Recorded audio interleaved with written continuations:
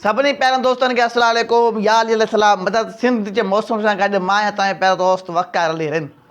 दोस्तो मौसम जी ॻाल्हि कंदासीं। सिंध बलूचिस्तान राजस्थान गुजरात में मौसम कीअं हूंदो ऐं छा सूरत हूंदी सिंधी ज़बान ज़रिए। दोस्तो सभ खां पहिरीं ॻाल्हि कंदासीं बरसाती सिस्टम जे बारे में, छो त हिन वक़्तु काफ़ी दोस्त बरसातुनि जे बारे में पुछनि पिया ऐं गर्मी अहिड़ो हाल कयो आहे जो बार बार कमेंट इहे अचनि पिया त बरसाति कॾहिं वसंदी, बरसाति कॾहिं वसंदी। हिन वीडियो में इंशाअल्लाह तव्हांखे बरसाति जे बारे में जल्द ख़ुशख़बरी ॾींदुसि ऐं ॿुधाईंदुसि तव्हांखे त कहिड़ियुनि तारीख़नि में इम्कान नज़र अचनि पिया जंहिं सबबु सिंध में बरसाति थी सघे थी।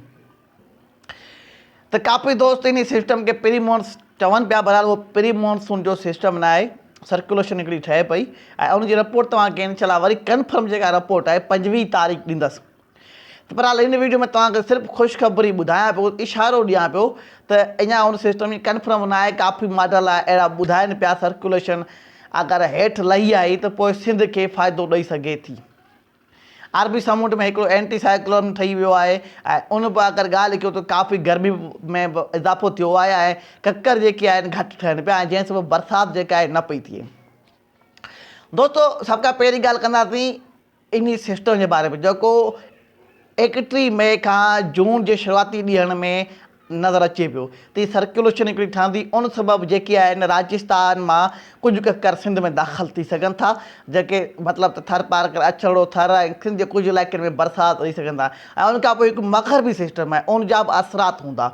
प्री मॉन्सून न आहे, ही सर्कुलेशन ठहंदी, उन सबबु कुझु बरसाति जा इम्कान आहिनि जंहिं सबबु इंडिया मां ककर दाख़िल थींदा। त लाज़मी न आहे जेके इंडिया मां ककर दाख़िल थियनि उहो मॉन्सून ई हुजे, त मॉन्सून न आहे, प्री मॉन्सून न आहे। प्री मॉन्सून या इंडिया में बि दाख़िल पूरी तरह न आहे थियो। त दोस्तो इहा ख़ुशख़बरी हुई त इंशाअल्लाह मुंहिंजी दुआ आहे ताला से रहम जा ककर वसाए, छो त हिन वक़्तु जेका गर्मी हालत कई आहे त सिर्फ़ु हिकिड़ी आस आहे त बरसाति वसे ऐं उहो ई बसि अलाह साईं खां दुआ आहे त रहमत जा ककर सिंध जे मथां वसाए। चांस नज़र अचनि पिया, वधीक तव्हांखे कंफर्म रिपोर्ट ईंदड़ ॾींहंनि में ॾींदासीं। उन खां अॻु में 31 मई खां अॻु में ईद ताईं को बि अहिड़ो ख़ासि सिस्टम नज़र न पियो अचे। ईद ताईं सिंध में को बि अहिड़ो ख़ासि सिस्टम नज़र न पियो अचे। हीउ सिस्टम जेको आहे उहो ईद खां पोइ नज़र अचे पियो, मतिलबु जून जे शुरूआती ॾींहंनि में ऐं मई जा आख़िरी हिकु ॿ ॾींहं। कुझु ॿिया फैक्टर बि आहिनि जेके मतिलबु त नमूदार थी सघंदा जंहिं सबबु हीउ सिस्टम जेको आहे ताक़तवर थी सघे थो ऐं मग़रबी सिस्टम ऐं हिकु सर्कुलेशन ठहंदी, उन सबबु गॾिजी करे सिंध में बरसाति वसाए सघनि था। बहरहाल उन खां अॻु में को बि अहिड़ो ख़ासि सिस्टम न आहे। ऐं ईद ते अगरि ॻाल्हि कयूं जेको मौसमु आहे उत्तर ऐं विचोली सिंध में गरम रहण जा इम्काननि खे ख़ासि ॾखण जूं न लॻंदियूं। उत्तर ऐं विचोली सिंध में, विचोली सिंध में मिड़ी कुझु मतिलबु मंझंदि खां पोइ हवा झटका हालत हली सघनि था। बाक़ी ॾखण सिंध में ॾखण जेके हवाऊं हलंदियूं उन सबबु कुझु राहत मिलंदी ऐं गर्मी घटि हूंदी।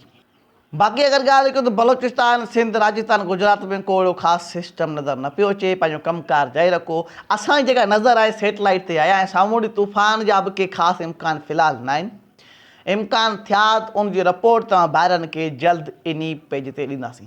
काफ़ी दोस्त पोइ हाणे कमेंट करे रहिया हुआ तव्हां साम्हूं तूफ़ान चयो त बिल्कुलु मूं चयो, पर मूं इहो चयो त फ़िलहालु कंफर्म रिपोर्ट न आहे। कंफर्म रिपोर्ट ताईं मुंहिंजो इंतज़ारु कयो।